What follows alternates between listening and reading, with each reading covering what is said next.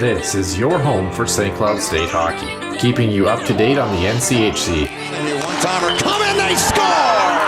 Ripped in! A bomb from Pervix! Women's WCHA. So Dana Rasmussen fires and she scores! Dana Rasmussen for the Huskies alongside The National Hockey League. Dwayne Kaprizov in for a chance to win it! He scores! Kirill, the thrill is for real! Welcome to the NHL, a game winner! And everything from the state of hockey. St. Cloud Cathedral is now 42.6 seconds away from wrapping up the school's first ever title.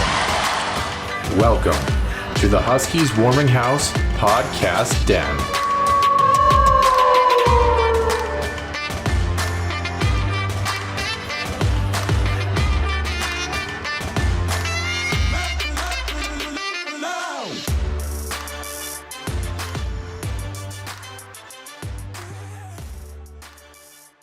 And welcome into episode number 106 here on the Huskies Warming House podcast. Noah Grant, myself, along with my co-host Nick Maxon. Nick, pleasure to have you on as always, and pleasure to have all of our listeners in kind of what was a back-to-back episode from 105 to 106. A lot of great things going on for the Huskies Warming House podcast. A lot of things that we're going to discuss still related to the college hockey world mostly. Going to talk a little bit, obviously, about some awards and some nominations that are coming up for Hobie Baker, the Richter Award, and a lot of other things going on in the Huskies Illustrated Weekly Roundup, as well as a St. Cloud deep dive. What does the offseason hold for them? What does the latest transfer portal mean? Everything related to St. Cloud State hockey. And, of course, a little bit more of a deep dive into the Minnesota Wild. We're starting to transition gears out of college hockey slowly after next weekend into the NHL. And, hey, we have a very exciting team down in St. Paul that we get to watch. So without further ado, we will start with Center Ice View News and Notes.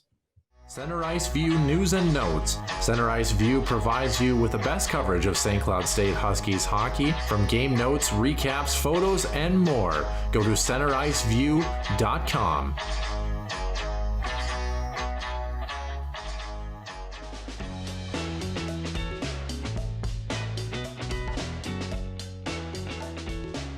Illustrated Weekly Roundup, Noah, and as you mentioned, it's about the College Hockey Awards. And guess what? For the Hobie hat trick finalists, there were three left, as the hat trick would impose, right? It is Bobby Brink of Denver, Dryden Mckay of Minnesota State, as well as Ben Myers of the University of Minnesota. They are the three finalists. How about this? Let's just break each one down just a little bit. Bobby Brink, again, second round pick of the Flyers back in 2019 in his junior season, again with Denver, 42 assists. That led the nation this past season, 56 points on the year. How about this, Noah? 1.44 points per game. Also best in the nation. I mean, average, I guess, but, pretty good. Yeah. Especially after a kind of a very down sophomore season for Bobby. There were a lot of question marks for not only him, but the entire Denver squad heading into the season. I think they've answered a lot of those questions over the past few months. But a name that we've talked about not only here, but also on MNCAA. How about Dryden Mckay of the Maverick Goaltender? 41 games this season, a .934 save percentage, 1.28 goals against average, 37 wins. NCAA record, by the way, that's just insane. Is the only finalist to have been a finalist last season, so returning back to the Hobie hat trick. I would be shocked if he doesn't get at least one of two awards. Again, the other award that he should have this year is the Mike Richter, which is given out to the most outstanding college netminder. If he doesn't get this, he should get the Richter. And tell me why it would be Justin Close. Anyway, but seriously, all things he should at least bring home some hardware this year. He's having a phenomenal year and really putting a stamp on his college career. It'd be really good to see him win a national championship. I think if he does do that, that might. God, could he win two, Noah? I mean, seriously, I'm asking you, could he win two? Yeah, I mean, I don't know. I got to be honest, when it comes to the Hobie Baker conversation, and we'll get into our third guy, Ben Myers, who's kind of, essentially, to break it down, he's had a lot of eyes on him, but really from the Minnesota Wild. 14 goals, 24 assists, 33 games, led the Gophers to a Big Ten regular season title. I got to be honest, the Hobie Baker conversation, to me, I think it's no contest, and I think it's Bobby Brink. He's just been that good. I mean, 56 points, leading the nation, 42 assists, leads the nation, 1.44 points per game, leads the nation. It's just hard for a goaltender, I think, to get that award. I think when you have someone who's as offensively dynamic as Bobby Brink has been this season, and that's no offense to Ben Myers, has had a hell of a year as well in Minnesota. I just think he's kind of the guy that's probably going to run away with this one, to be honest. Now, Dryden Mckay's had a heck of a year, but like you kind of alluded to, I'd be more shocked to see him not win something when it comes to that. Yes. I think that's a fair conversation to say. So, but last year, Cole Caulfield, Montreal, winning the Hobie Baker last year, and I'd say it panned out pretty well for him. So should Bobby Brink win it, the Philadelphia Flyers really have a great prospect to potentially build around there in the city of brotherly love. Last goaltender, because you love to give me trivia question. Do you know who the last goaltender there was to win a Hobie Baker award? Oh, gosh. Yeah. Connor Hellebuck, maybe? It was not Connor Hellebuck. We have to go all the way back to 2001. That's Ryan Miller. Oh, my God. Michigan State. Yeah, that's a while. So, as you mentioned, very tough for a goaltender to win the award. And again, there's definitely a bias for offense. Even when Cale Makar ran, I mean, I think the offensive skill there was a big reason why. He mentioned Cole Caulfield, by the way, was last year's winner. Has had a pretty good rookie season, still technically in the NHL. We talked about the Mike Richter Award, along with McKay. It's Devin Levi of Northeastern and also Yaniv Peretz of Quinnipiac are the final three. And that one, again, I know a lot of folks looked at Devin Levi's numbers are a little bit better, more shots against. Oh boy. This one's hard. This one's tough. Just because, I mean, to me, I don't think Yaniv Peretz is in the same level as the other two. I could see it going either way. And let's just say this: the East Coast will erupt if McKay gets it, and the entire Midwest and West Coast will pretty much destroy the East if Levi gets it. So it's tough. I didn't know that Peretz and Levi are actually from the same exact town in Quebec. I did not know that. Kind of crazy though, right? ECAC goalie of the year for Peretz, .96 GAA. Of course, the ECAC is not very strong, but 11 shutouts for him. Pretty good. Yeah, but and then Devin Levi, it's really his first true season. He's a sophomore, but he didn't play last year, so technically this is his first actual action. 10 shutouts, 1.52 GAA, 952 save percentage before regional play. And then, of course, Dryden Mckay, as we kind of mentioned, has some pretty stellar numbers in that conversation as well. But last year's winner, Jack LaFontaine, Dryden Mckay will know that all too well. Yeah, Ken Dryden did not win the Richter. But it should be me that's making a Ken Dryden reference, since apparently I was alive to see it. But I guess go ahead. Here's the thing, and I know people are going to get mad at me when I say this, but if they would have made the correct decision and picked Dryden Mckay last year, we would not have an issue about Devin Levi winning it this year. Correct. Really. I mean, it goes, because last year I don't think was close. And I think people were kind of surprised. Jack LaFontaine had a good year, but I think Dryden Mckay was still head and shoulders above the field there. It's a little bit tighter this year. I still think Dryden has the advantage. But Devin Levi did have a great season, and the one thing that he does have backing for is that Northeastern is not a good hockey team, so he does have to do a little bit more of the workload in terms of that. But Hockey East and the East Coast, not as strong as some of the teams that Mankato ended up playing over the season as well, too. I think Dryden Mckay takes this one. I would be shocked to see him not get it unless he ends up winning, like you said, the Hobie, and then they give the other one to Devin Levi. But yeah, it's kind of an interesting conversation. Before you announce when the awards are going to be out, Nick, when is the last time a goaltender from Northeastern won the Mike Richter Award? Oh, that's going to be not that far away. And mind you, when you say not far away, that in my terms, that's completely different. Oh, geez. 2011, 2012? 2019. Oh, so not even that close. Caden Primo, 2019. Oh, right. I should have known that. Couple of names you might recognize on this list. Of course, last year, Jack LaFontaine. 2020, Jeremy Swayman of Maine. Yep, Maine. And ended up playing for the Bruins. 2016, Thatcher Demko, BC. BC, yep. 2015 was Zane McIntyre from North Dakota, and 2014 was Connor Hellebuck for UMass Lowell. Yep. So kind of some interesting tidbits there. But yeah, I don't know what your thoughts are, who you think is going to take each award, but it's going to be really interesting, and I'm excited.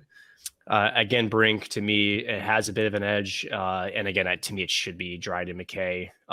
Even though I think Devin Levi is going to get plenty of attention, it's going to be close. Yeah.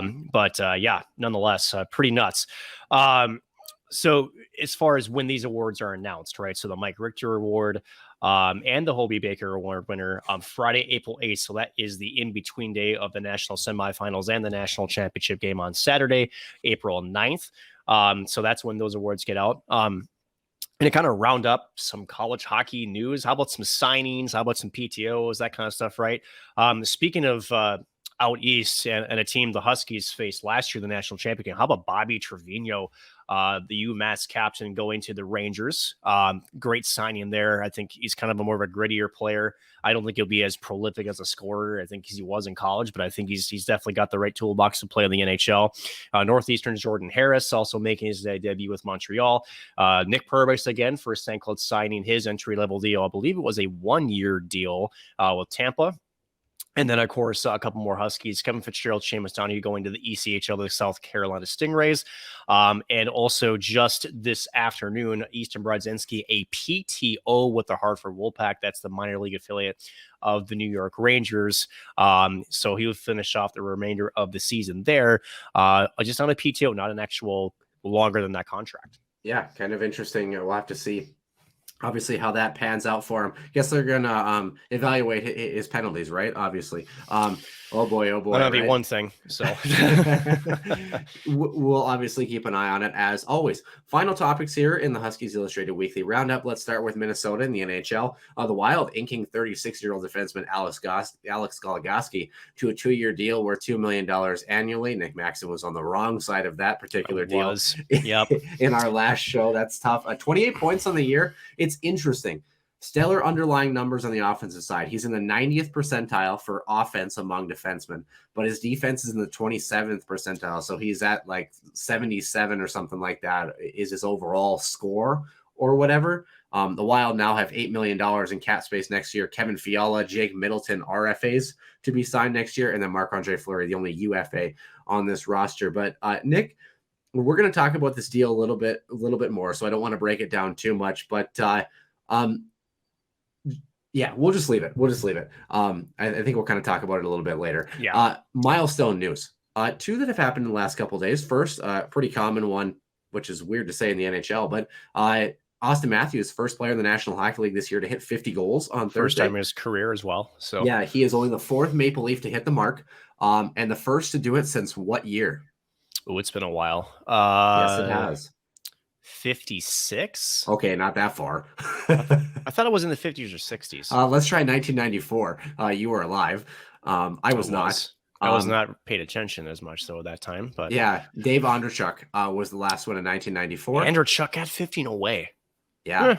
I guess that tells you how much I was paying attention to Toronto back in the day.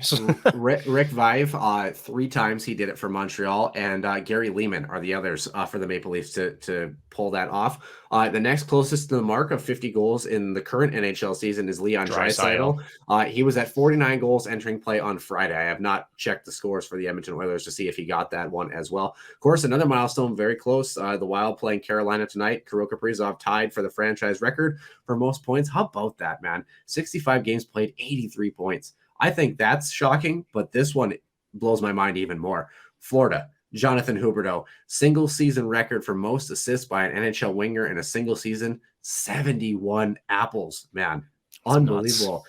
Passing former Bruins winger Joe Juneau for that record. Think about that. Kirill Kaprizov has 83 points. Jonathan Huberdeau has 71 assists. Unbelievable. That's insane, actually. And it's funny because you talk about the trade for Claude Giroux and then Owen Tippett, right? A big discussion point with Owen Tippett was, he didn't get much ice time. No, they actually put him on a line with Huberdeau. Yeah. Just because, again, he's been the best setup man in the NHL. And if you still cannot pot one with one of the best setup men in the league, it's not your ice time. It's not who you're playing with. You just can't finish putting the puck in the net. So you know what's wild to think? Jonathan Huberdeau, I don't know what the record is. I'm sure plenty of people have done it, especially back in the day. Jonathan Huberdeau could be an assist per game player, not a point per game player, an assist per game player. That is insane to me. Next closest to the National Hockey League is 62 assists this year. This current player sits at 6 all time. Any idea who it is? Can you give me East or Western Conference? Eastern Conference. Ooh. Metropolitan, I believe. Backstrom? Artemi Panarin. Panarin. Oh, yeah, that makes sense. The Bread Man, 62 assists on the year. He sits 6th all time. Like I said, 62 assists. 5th place is 66, so he could easily move into 5th. 4th is 67. 3rd is 69, and 2nd is 70. So if Panarin goes on a run here, he could climb all the way up to 2nd if he really had an opportunity to as well. Lastly, injury news around the National Hockey League. Toronto's Peter Mrazek once again hurt out for 6 weeks, more with a groin injury. Just a mess in terms of that. Carolina's Jesperi Kotkaniemi. It's a lower body injury, not a midsection injury this week. Late hit off of Washington's Lars Eller. And lastly, if you didn't get a chance to see this one, go look it up and then cringe if you can. Arizona's Clayton Keller, missing 4 to 6 months with a fractured leg that required surgery. So yeah, very, very tough one. Nasty. Yeah, that's a tough one to watch. But hey, if you're watching us here on the YouTube page or listening to us on the Huskies Warming House, that will do it for the Center Ice View News and Notes Huskies Illustrated Weekly Roundup. We will send it on to the main portion of the show.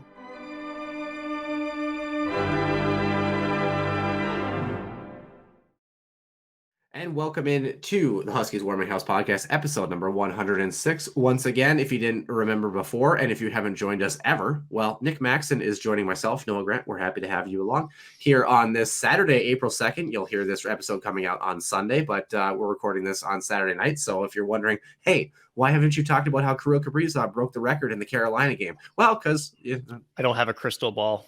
Yeah, I can't predict the future. Can we try that though? Do you believe Kirill Kaprizov breaks the record tonight? In Carolina tonight, yes. I will say an assist first and then a goal. Yeah, I'm gonna go with an assist as well too. Speaking of other things that normally happen on Saturdays, 2-line fan trivia did not happen this week because I was at a rec tournament. That was a good time and a half, but I wasn't able to obviously answer the trivia question this week. So we are extending 2-line fan trivia back one more week. So April 23rd is the last date. 3 opportunities left to win a hat from us here on the Huskies Warming House podcast. Speaking of other dates, we'll probably touch on this again in the show, but we will give you hopefully an update on when the next show will be recorded and released as well. We kind of have an interesting schedule coming out this upcoming week, so we'll kind of keep you involved in that as well. One team that we are not covering, unfortunately, for their regular season and playoffs as it is done is the St. Cloud State Huskies men's hockey team. Let's do a deep dive into this group here, Nick. Sure. A lot of news coming out for this team. Like you mentioned in the Huskies Illustrated Weekly Roundup, Kevin Fitzgerald, Seamus Donahue, after their 5th years signing with the South Carolina Stingrays in the ECHL, wishing them the best of luck, obviously. Easton Bronzinski, professional tryout offer for the Hartford Wolfpack. St. Cloud's Nick Perbix signing an entry-level deal with the Tampa Bay Lightning, foregoing his 5th-year eligibility option. And then, of course, David Rennick, after his final 5th year for the Huskies, signing his contract with the Los Angeles Kings. So wishing all of those guys best of luck in their next step of their careers. As far as the current team here for St. Cloud, as far as my math is concerned, 3 players entering the transfer portal. That would be Thomas Rocco, netminder Joey Lamoureux, and forward Jack Johnson. So 2 forwards and a goaltender entering that. That leaves 7 current forwards that are sure to return unless something crazy happens, 4 defensemen that are sure to return, and 1 goaltender. So from the back end up, Jackson Castor is the lone goaltender set to return. Brady Zemer, Andre Treball, Josh Lidke, and Jack Peart, 4 defensemen set to return. On the forward side, Ryan Rosborough, Yami Kranola, Zach Okabe, Mason Salquist, Joey Molinar, Chase Brand, and Vieti Mietinen are the 7 forwards that are slated to return for sure. 3 forwards potentially could return. Aiden Spellacy, Micah Miller, Nolan Walker all have a 5th-year eligibility, as do 2 defensemen, Spencer Meyer, who was the captain for a couple years on this team, and Brendan Bushy. I do want to clarify, Brendan Bushy has stated in a podcast back, I believe in December, episode 47 of On the Pond, that he plans to try to use his 5th year to play with his younger brother, Evan, that is potentially getting ready to join the college hockey world. Let's start there. Why don't we? Let's just start with Brendan Bushy and the guys that might have a chance to return. We touched on this a little bit. We kind of believe that Micah Miller was maybe the best guy that was probably going to have the biggest chance to probably return here. Brendan Bushy enters the conversation. I think Spencer Meyer does too. No word on Nolan Walker and Aiden Spellacy. I don't know if he's going to be back, but Brendan Bushy, just because he says he wants to return, does that necessarily mean that he's going to be back? Not necessarily. We've had a history on this podcast with Kevin Fitzgerald. In fact, the opposite, right? He almost was telling us before, I believe this was just before the NCAA tournament started, or it was NCHC playoffs, one of the two, around this time last year, Noah, that he was like, you know what, college hockey's been great. I don't really think I'm going to play another year. Essentially going, you know what, whatever, right? I've had my fun, but it's time to move on, kind of thing. And then they go on a national championship run, and all of a sudden he comes back, and holy cow, he was their leading goal scorer, leading point getter. Had a hell of a year. Third in points per game with a .97 clip. And ends up also now going to South Carolina in the ECHL to at least finish out this, this year. And, we talked to Brett Larson about this a little bit too. And his message was, at least to me privately, and it's not like an off the record conversation, but it goes, the way that I handle these conversations, you only have one chance to play pro hockey in your life once. That's it. You can, accounting will be there, real estate or whatever it's not taking anything away from those professions, but I was going to say, in Kevin's case, his accounting route that he apparently was supposed to take this year looks kind of funny. So, it's like, go take the opportunity to play pro hockey. And again, for Donnie, who was also out there with him, if it only lasts, these however many games in the ECHL and, that's it, at least just say you did it.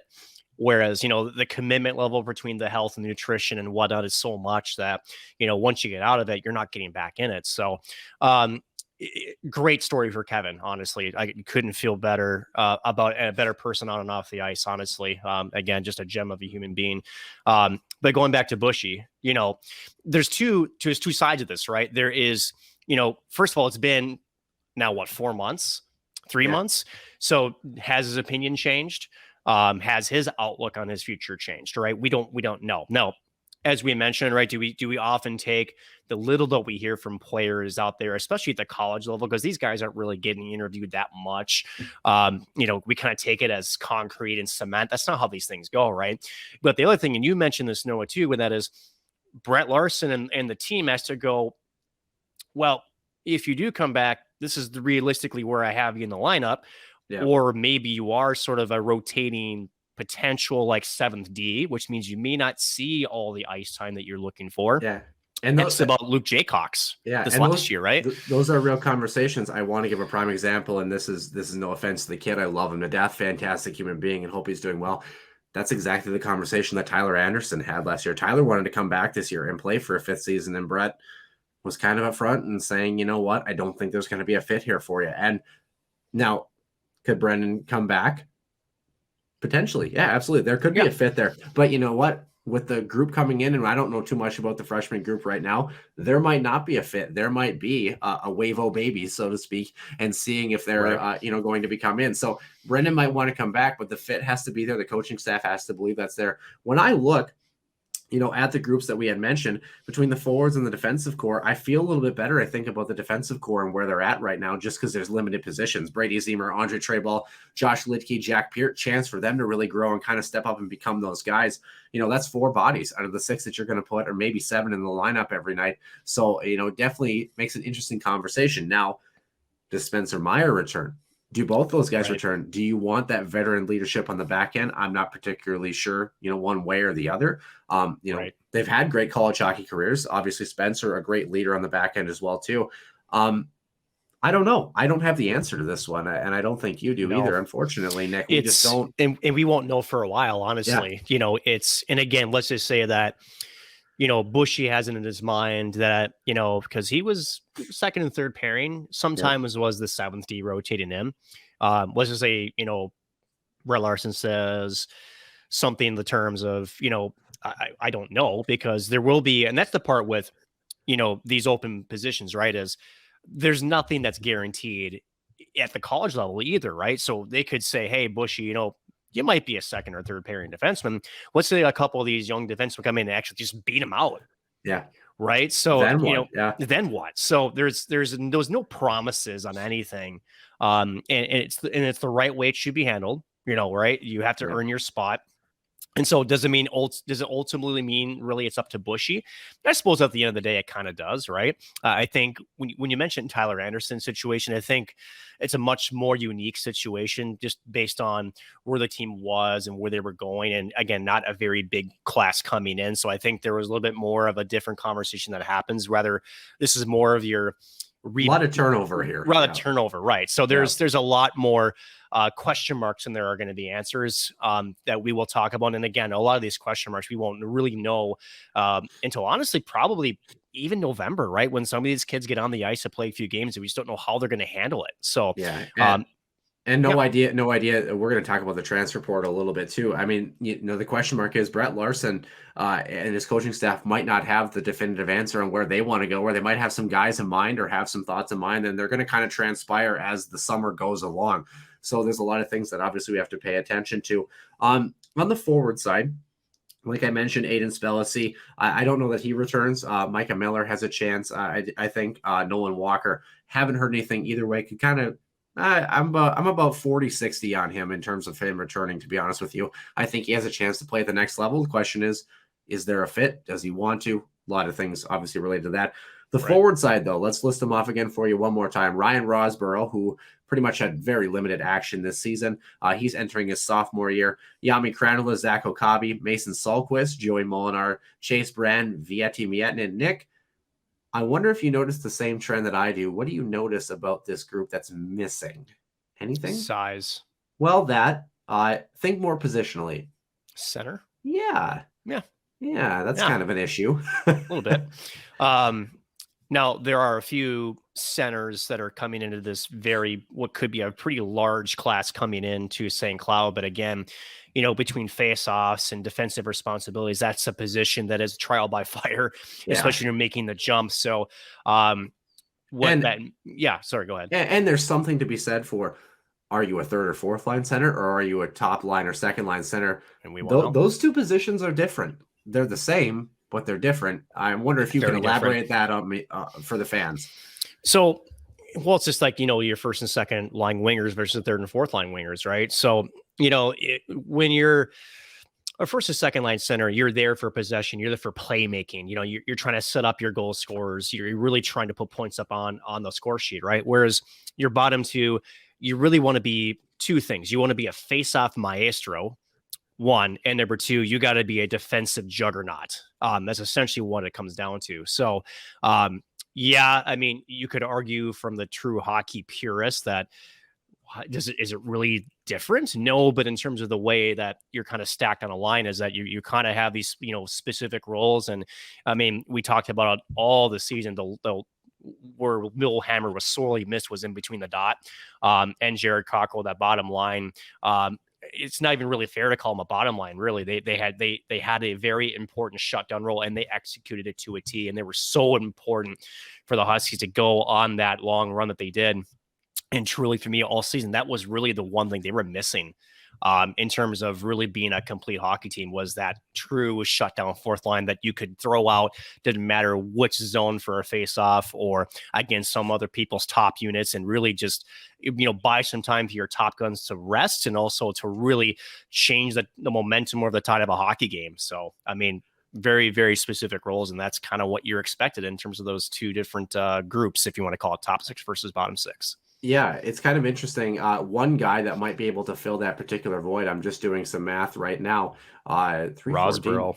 Actually, no, the other guy, 53.4%, 0.6%. I'm talking about Nolan Walker.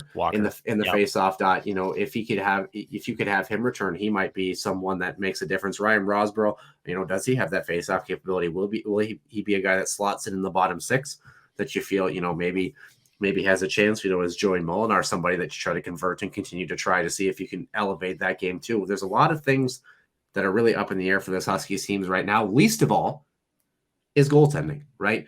Jackson Castor, the lone netminder that is set to return. A lot of discussions here, Nick, before we get to the transfer portal about a particular player that I believe is getting ready to make his jump to the next level, and that is Isaac Posh, who plays for the Sioux Falls Stampede. A lot of people are nervous about these underlying numbers. I want to clarify something very quickly here. So Sioux Falls, who is actually coached by former Minot Minotauro head coach Marty Murray, and I've known Marty for a long time. Sioux Falls really sucks this year. They are last place in the USHL, 16, 31, and 3 in 53 games played this season. So Isaac Posh has played in 29 of those games, has a 3.55 GAA and an 8.78 save percentage. He's 6, 19, and 3 on the season. You got to take it with a grain of salt, I think. A 3.55 GAA and an 8.78 save percentage is a lot different when you're talking about a basement-dwelling team in the USHL. Now, how does that translate? I'm not sure. Are you as concerned as some of the listeners are about a young guy like this coming in with not so great numbers, even though he plays on a poor team? Do they have a case here, or do you feel like maybe there is a chance for this kid to adjust and be just fine? Zero case. And here's why I say that. The junior game and the college game, two completely different animals, number one. Number two, we've said this on this podcast. We've said it on radio broadcasts that goaltending stats are team statistics. Yep. There's a lot that can be influenced, in terms of, those numbers and more so with that kind of workload that you do. I mean, let's take Devin, Levi, and Dryden Mckay, right? There's so much talked about how Mckay only seen 16 or 17 shots a game versus I think Levi was averaging somewhere in the high 20s or low 30s, something like that. And so the argument's dead right there. If we're already having this conversation about two, Mike Richter Award finalists, and why the heck are we having the same, sort of not conversation about a guy that's played juniors and with a team that hasn't been great in front of him, right? So, and the other part of it is you're making a jump from one level to another. We just simply don't know how he's going to be. Now, is there a concern? There's always concern. There's concern even about a couple of these snipers that the Huskies have coming in that have 30 some odd goals, one in the AJHL. Ethan Aucoin, I think, is one of them. Apparently I hear there's some concern about Jackson Castor too. Right. So, and then, and then Jack Rogers out there playing with the Youngstown Phantoms, too, also a 30-goal season for one of the, young people out there as well that the Huskies could bring in as early this year. You just don't know how that is going to translate to the college level until you get them into a hockey game. So, I think it's just unfair to really be able to write these players off, or more so even to put pressure on some of these guys that have really good stats. We just don't know what they're really going to be like until they get in and play Division I hockey. And part of it's the system, part of it's how quickly they assimilate.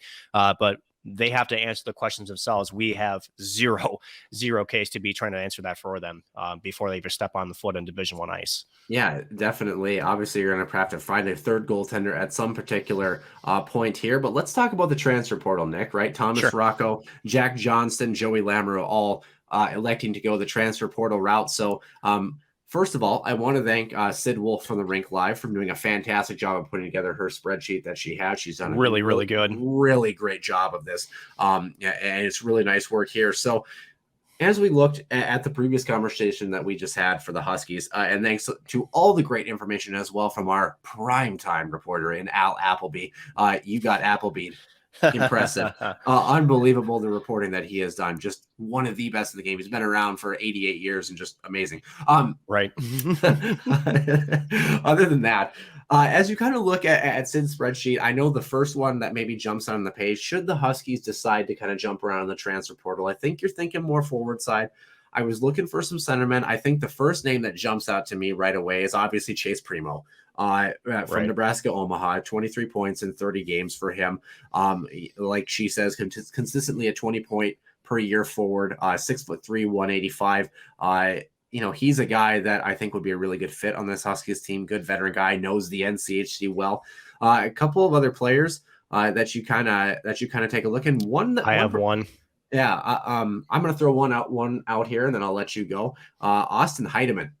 For Mercyhurst, 27 points in 38 games for him. He's only a sophomore, leading scorer on the team for Mercyhurst. He's a Maple Grove, Minnesota product. I think a homecoming could potentially be in the cards for something like that. Maybe he's a guy that the Huskies kind of take a look at. But is there somebody that stands out for you, Nick? Yes, captain of a squad that just had a tumultuous season. How about Derek Daschke in the back end? Yeah. Holy cow. I mean, the guy's got size. He can skate really well. It's got good offensive instincts. Had the opportunity to interview him for media day this past fall again. Just a phenomenal human being too. He's a guy that, even when Miami, even here at home, played at, the Herb Brooks National Hockey Center, they was not a great weekend for him. Let's just keep it at that. He never really let the foot off the gas. He was their one consistent player that you could point to and say, man, yeah, you look at the plus minus, look at the goals again, whatever, he was still good. And I think if you're trying to do a quick retool, right, and this even goes to Primo too, Noah, you have to sell them that this is a quick retool, because the other part of the conversation is, do they want to come here to St. Cloud? Yeah. And it's kind of interesting. Another body that I had from Northeastern, Ty Jackson, of course, 20 points in 28 games played, only a sophomore. He's a centerman as well, but it's kind of been listening that maybe ASU is kind of be the stopping point for him. The challenge here, and especially, again, like I said, Sydney doing a great job here with this spreadsheet. The challenge here is trying to not only read through the numbers, read through, does this player's game translate into St. Cloud State hockey? Does he want to play at St. Cloud State? Is there a fit? But also, similar to the conversation we had about the pairwise and the comparison there, East versus West, right? How do you compare your Bentleys, your Unions, your Canisius? How do you kind of take those with a grain of salt and be able to kind of formulate them into, oh, this player has great stats, but do they translate? Do they translate to the Big Ten, to the NCHC, to some of these teams that have been kind of the powerhouse teams moving forward here? So it's kind of interesting if you get a chance. Like I said, Sid Wolf on Twitter did a great job with the spreadsheet as well. Is there anybody else that you want to talk about on this list? Do you think that the Huskies in general are going to dip into the transfer portal this year? You're dumb if you don't. Honestly. Okay. And it's well, so let's talk about it, right? Brett, so take that. Right. Well, it's just, again, like, the one-time transfer rule now, and I know we're going to deep dive this in a little bit, but what it's done is, it's kind of created this little like mini NHL free agency period. Yeah, I love it. And it's great for two reasons. One, if a player goes into a program and let's just say that they're sold on it, they get there, and all of a sudden, whether it's a fit, or let's just say, like, you're just not getting along with the coach, the players, and what you thought was a good fit ended up being not a good fit, you get one chance to correct itself, right? Without having to sit out a year.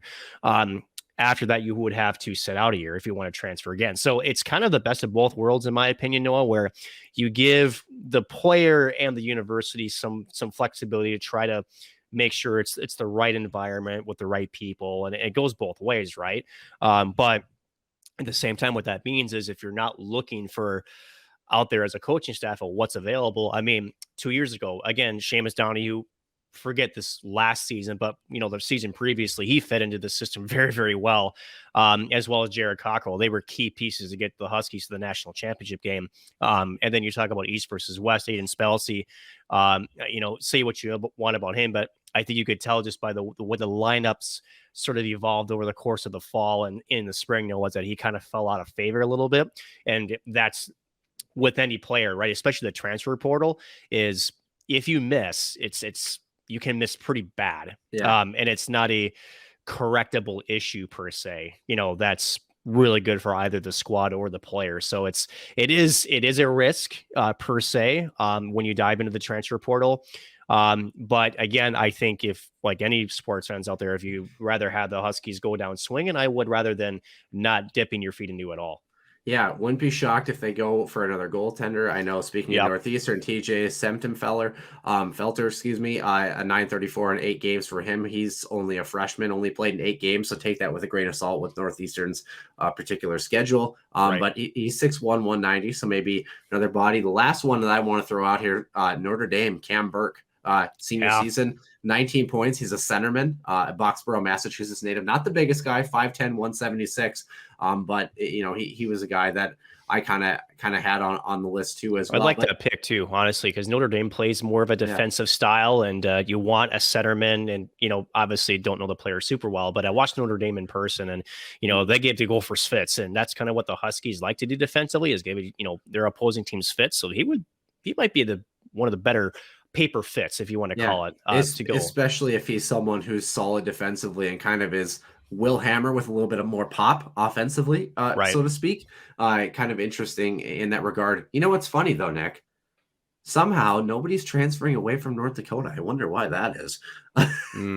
Because the ones that are transferring away are transferring to either the NHL or the AHL. Yeah, I hear they have some decent facilities out there. They are, and the people they have coming in. How about Jackson Blake? Again, Minnesota high school hockey star, playing juniors this year, and he's torn it up. So they don't really have to. Yeah. And you know, a team that for Bradbury winning the NCHC Coach of the Year, I think actually was well deserved. They're going to be back to being a very bloodthirsty club next year. They're going to be freaking good again. Minus goaltending, because they're going to have to find another starting goaltender. But up and down their lineup, I mean, yeah, Jake Sanderson will be a big loss. But again, North Dakota just reloads. They don't rebuild, and they're going to have that coming this year again, especially offensively. Why don't we close the main portion of the show with that NCHC Coach of the Year? Obviously, like you mentioned, Bradbury having a great season at the University of North Dakota. I think my two other bets would probably be Mr. David Carl out in Denver, and maybe Pat Ferschweiler. Yep. Out in Western Michigan would probably be my three shots. Would you concur with those? And I would. Would you still pick Bradbury in this situation? Oh boy. Yeah, only because I think for Brad, when we looked at the rosters, right, there was a lot of new blood, the talent was there, but you still have to get him coached and get assimilated to a system to play the game that they want to play. Western Michigan and for Denver, a lot of returning players. So it's not that it's harder per se or easier for them, because you have to take a team and elevate it still, right? Denver's a great example of that, a team that almost underperformed last year, but now we're playing to the level we thought they would have, at least closer to last year. Western Michigan, again, a lot of the similar roster. So I think I still would take Bradbury. I think he did the better job of getting younger players involved into the system. A lot of great freshmen that played heavy minutes for him, and they didn't look out of place. That's solely on coaching, to be able to take a young, fresh, talented, hockey player and be able to get them into a system that works for the team. That's all coaching and not talent from the kid. Yeah, I really like the season that Pat Ferschweiler had at Western. Obviously, a little bit of background noise related to that as well too, if you know what we mean, related to the Michigan situation, among other things. If you know, you know. Right. But other than that, I thought he had a great season. I really liked the way that David Carl coached this Denver team coming into this season. And one of the things is I think he works really well with his coaching staff. I think sometimes you have the persona that your coaching staff, is kind of helmed by a head coach, and the assistant coaches are kind of accessory pieces to that. Sometimes it doesn't feel like that with Denver. It feels like all coaches are very actively involved in the way that they're engaged on the bench. So I really like the season that Denver has had. And obviously, out of all the teams we mentioned, only one of them is still playing hockey, and that is the Denver Pioneers. But speaking of playing hockey and teams playing, we're going to head on over to our extra ice session. We're going to talk about the Minnesota Wild. Alex Goligoski trade, latest trends, looking ahead to the final road to the end of the regular season. And hey, will the Wild make the playoffs? And if they do, how will those playoffs shake out?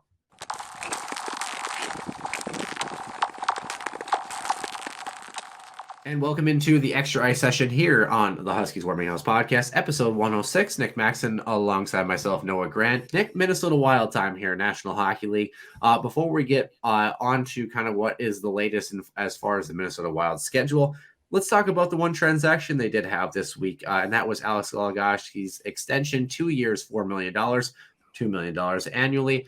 36 years of age, 28 points on the season, 2 goals, 26 assists. Kind of averaged about 19 minutes a night, has kind of dwindled as of late. Maybe they see him probably as a third pairing guy moving forward underneath sheltered minutes. But was this signing, especially with the limited cap space and the Kevin Fiala situation, was it surprising to you, or do you kind of see what Bill Guerin's trying to do here? It's not surprising at all if you actually break down what Bill Guerin has to do, honestly. Yeah. So what he's doing here, and really, I don't think a lot of people have as much problem with the contract if it didn't come with a full no move clause. Yeah. I think that's where a lot of people are like, no move clause. Well, think of it this way. There was, so when I said last week, or gosh, days ago, that I didn't see Goligoski back, there were a lot of actually signs pointing towards that, that Goligoski felt like he would get as much money on the open market for a single year deal. Effectively, he just got that spread over 2 years. He got his $4 million full no move clause. So I think the team made out with keeping their cap hit low, and also Goligoski got his essentially $4 million.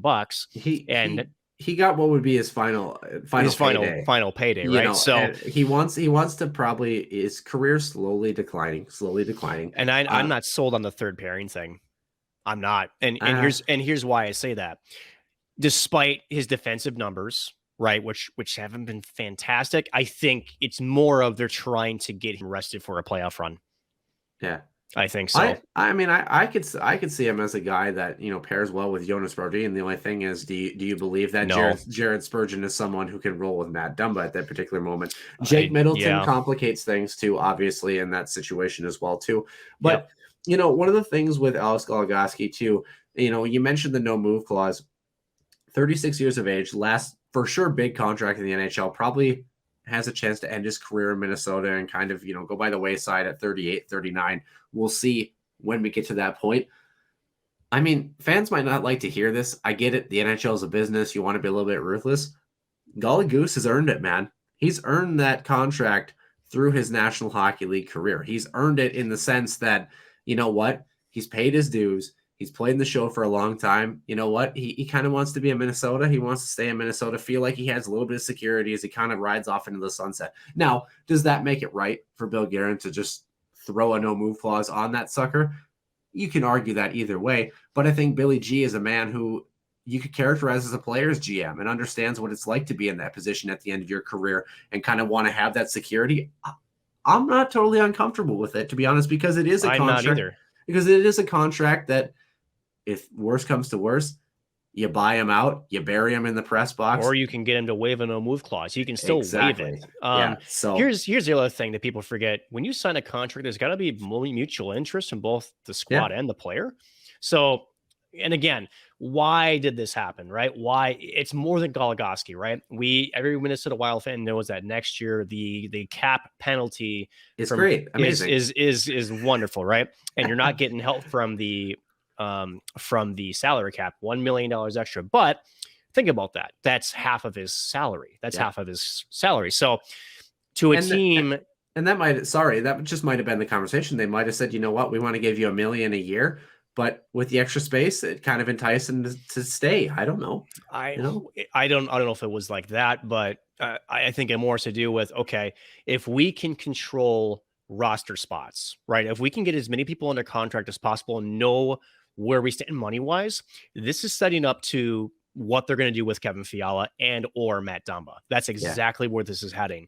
It gives Bill Guerin less pieces to have to worry about. Because remember last offseason, it was Greenway. It was a few other pieces out there that they had to sign.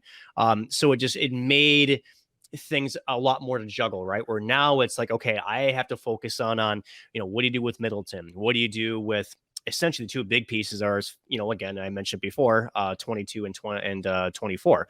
So what that does now is it makes the situation a little bit more focused. And, depending on what these conversations, after whatever the season happens, now you can kind of decide what you have moving forward. What it tells me is when you sign a defenseman like that, someone's expendable. Yep. So here's my question. You got three bodies left that we all have our eyes on, right? The RFAs, Jake Middleton, Kevin Fiala, UFA, and Marc-Andre Fleury.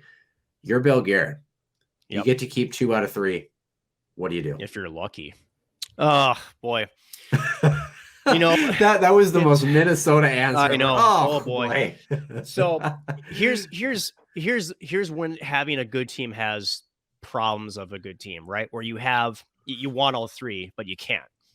I'm not sure as much on Fleury as I am on the other 2, just in terms of his age. And I mean, let's go best case scenario. If the Wild win a cup, who the hell cares, right? So, and that might mean like Fleury goes, okay, I've got my 4th cup now, 3rd. Fourth, because he won. Yeah, no, he won one in 2009. Was it? Yeah, Yeah, 9, 16, and 17. He 9, might 16, 17, right? Could you see him simply saying, you know what? I'll take league minimum. I'll take $1 million. Or do you say, you know what?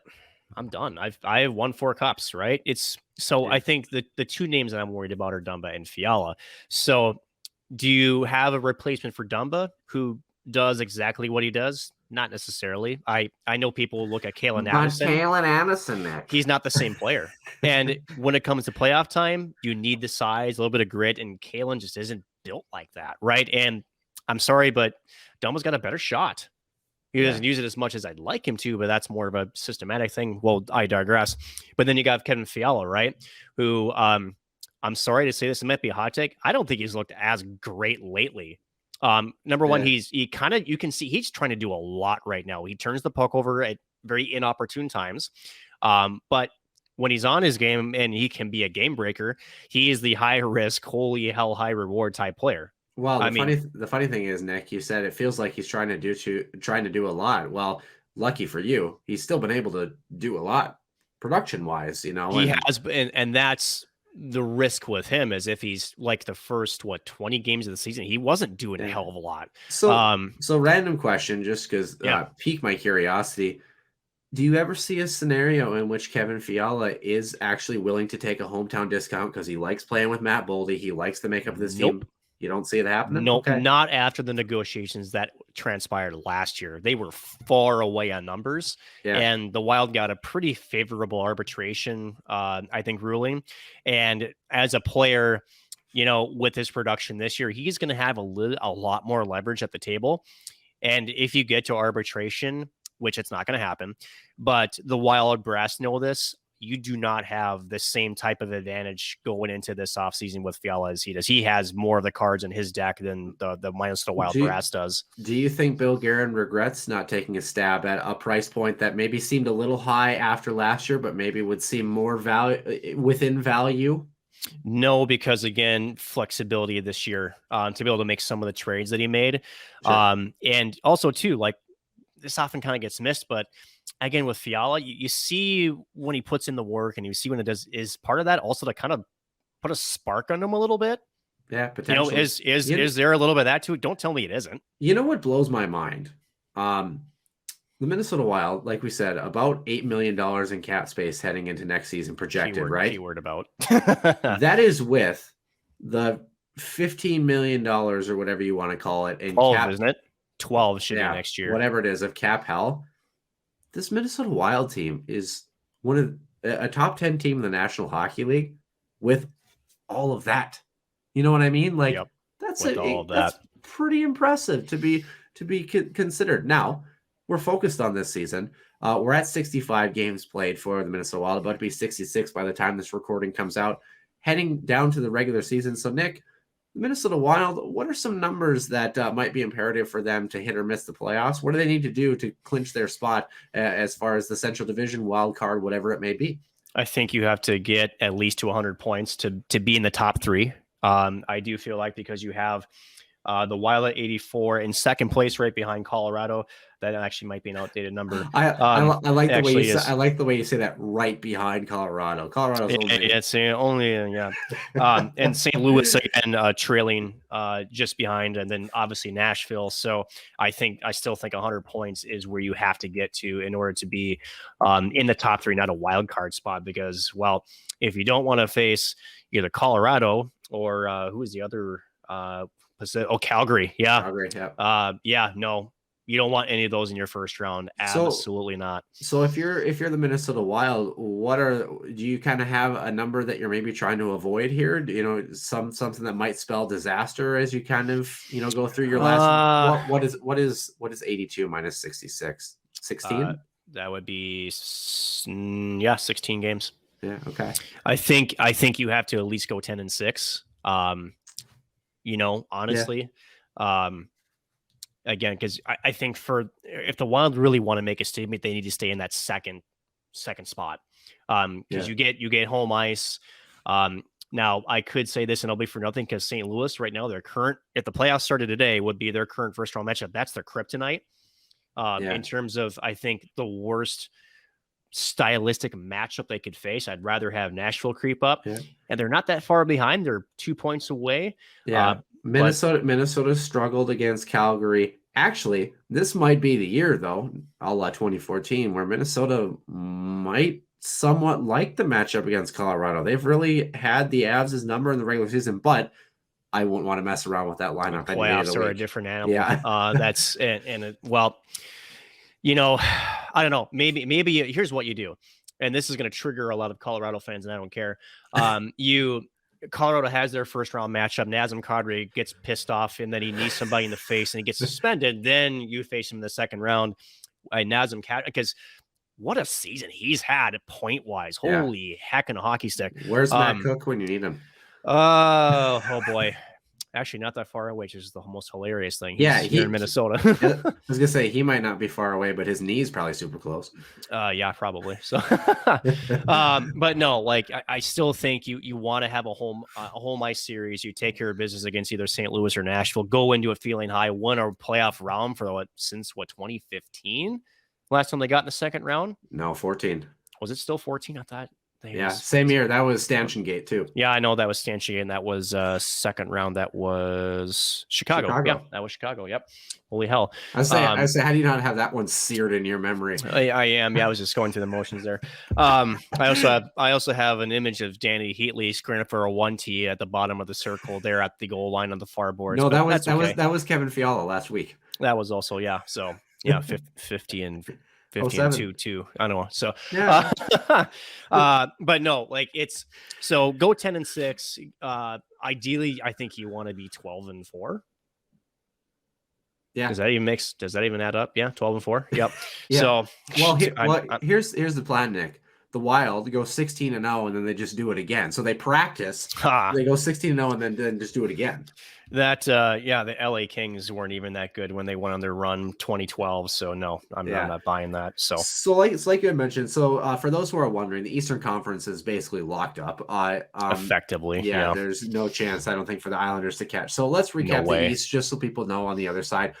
Florida is currently leading the pack in the Atlantic. Followed by Tampa Bay and Toronto, 1, 2, 3 there. In the Met, Carolina at 98 points.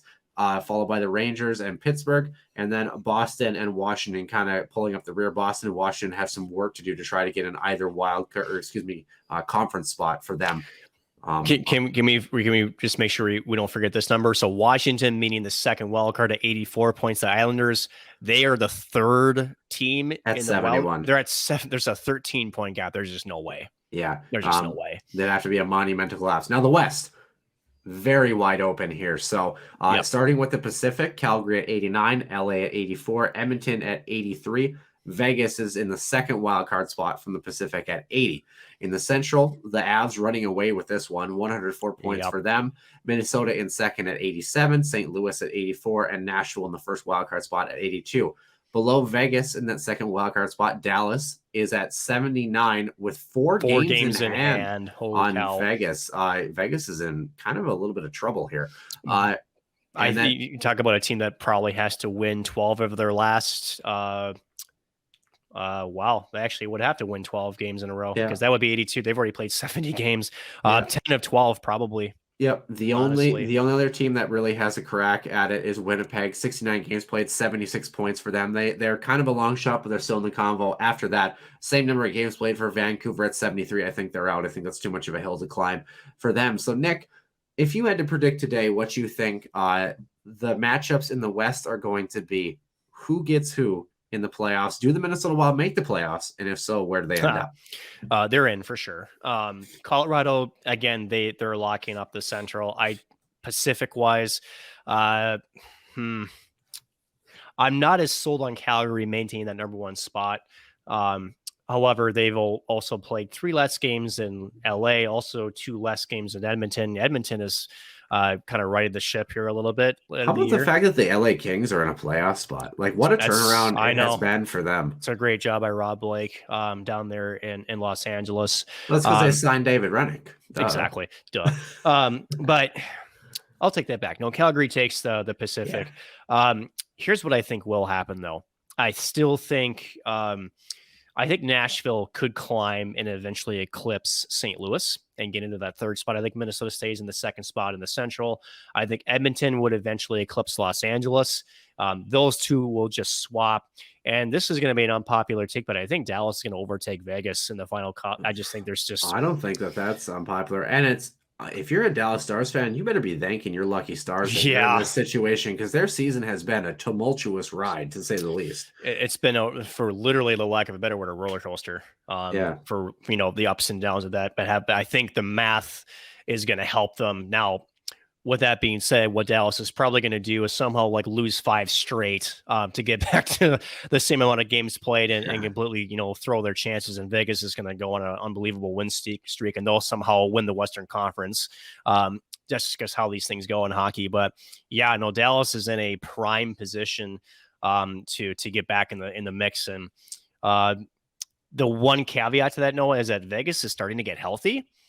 That's been sort of part of their troubles this year. Again, having Jack Eichel will help, but then they're going to have some cap penalties to work with until the playoffs, and then everybody's going to come back because LTIR and no cap ceiling again in the playoffs. So no cap, bro, as they say. No. So as long as they can manage the cap all the way through the end of the last 12 games, they'll be okay.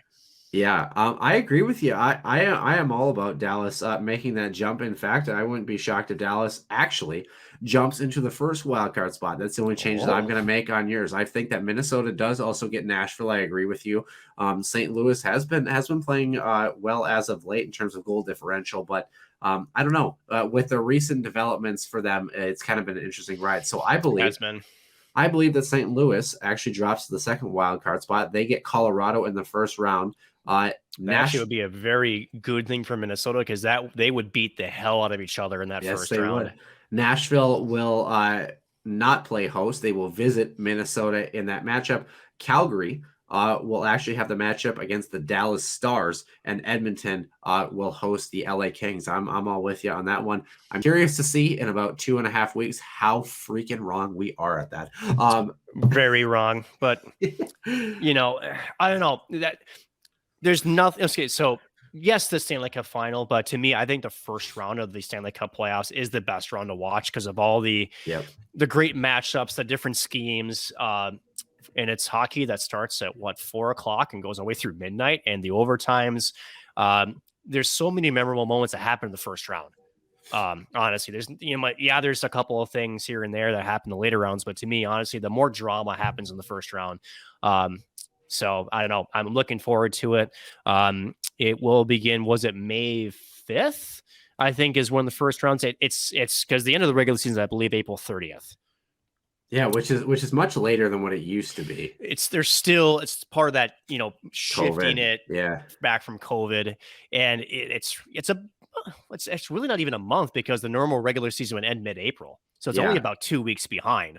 So as you had kind of mentioned, so actually 1, 2, 3, 4, exactly 4 weeks from today of recording will be one day after the last game of the regular season for the Minnesota Wild, which is the Colorado Avalanche. So the Wild currently on a 4-game road swing starting tonight. Like we mentioned, Carolina, Washington tomorrow / today when you're listening, whenever it is, against Washington, Nashville the following Tuesday, St. Louis the following Friday, before coming home for a pair of games against LA and Edmonton. But yeah, the Minnesota Wild, 16 games left for them. They have 1, 2, 3, 4, 5, 6, 7, 8 home games, 8 road games, and exactly even split if you count tonight's game against Carolina. Other kind of things to kind of take note of, by the way, the college hockey world, the Frozen Four, the first game, the first matchup is going to be the early game. That's going to be Michigan and Denver. That's going to be on Thursday, April 7th. So if you're getting a chance to kind of check that out, as I can pull it up here. It's going to be tougher because they moved it from ESPN2 to ESPNU. Yeah, ridiculous, man. So Denver will be the road team against Michigan at 4:00. Central time, and then Minnesota State will host Minnesota at the 7:30 time on that Thursday, April 7th. Friday, April 8th is the Hobie Baker and Mike Richter selection announcements for the winner, and then Saturday, April 9th, 7:00 Central time is the NCAA National Championship game for the winners, for those who are kind of curious. as far as the Huskies Warming House podcast is concerned, we are going to keep you updated on what it means for our show, when our recording time is, when the show will be out. It will be out, I would think, probably Tuesday at the latest. So we'll obviously keep listeners updated as well. Nick, was there anything that you felt like you wanted to talk about? I thought for a show that really had a lot of meat and potatoes to it, it actually went very quick. It kind of did. Just to echo what you did, obviously now 5 weeks until graduation. That's insane. Yeah. But it's full now with the Husky season officially over with now. It's been just over a week now, counting recording times here. It's full on job search. So, as the Huskies Warming House fans do, I know, understand, and appreciate, that might take sort of the schedule off a little bit in terms of not being as consistent. There are definitely some irons in the fire, I'll put it that way. Yeah. And with that, that will take travel priority over a lot of things. Excited about some of the things that are cooking. Again, they're still in very early stages. So, but obviously keep everybody up to date on if there are any developments that come from that front as well. Yeah, NAHL season for me winding down here. A couple of games left. The St. Cloud Norsemen come to town, followed by the Bismarck Bobcats and the regular season for the Minotauros. Then playoffs start. Actually, speaking of St. Cloud, Norseman captain Blake Mesenberg committing to Miami, Ohio, former Benilde St. Margaret forward. That's as well. Interesting. So yeah, he's had a heck of a season in the NHL. The St. Cloud Norsemen are a very good team. Won the Central. Yeah. Very, very good team, kind of running away with that. So obviously, if you get a chance, as we kind of alluded to her before, and kind of the work that she does, Sid Wolf doing a great job in kind of those echelons in the hockey realm, keeping everybody up to date. So if you get a chance for college hockey, for that spreadsheet, as well as those other realms, I would definitely encourage you to check other things out as well. So I think that will do it. Very short episode number 106. For Nick Max and I'm Noah Grant, and we will see you soon for episode 107.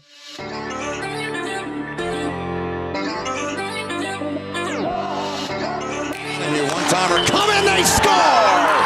Ripped in! A bomb from Permix! So Dana Rasmussen fires and she scores! Dana Rasmussen for the Huskies alongside Kaprizov in for a chance to win it. He scores! Kirill the Thrill is for real. Welcome to the NHL. A game winner. St. Cloud Cathedral is now 42.6 seconds away from wrapping up the school's first ever title.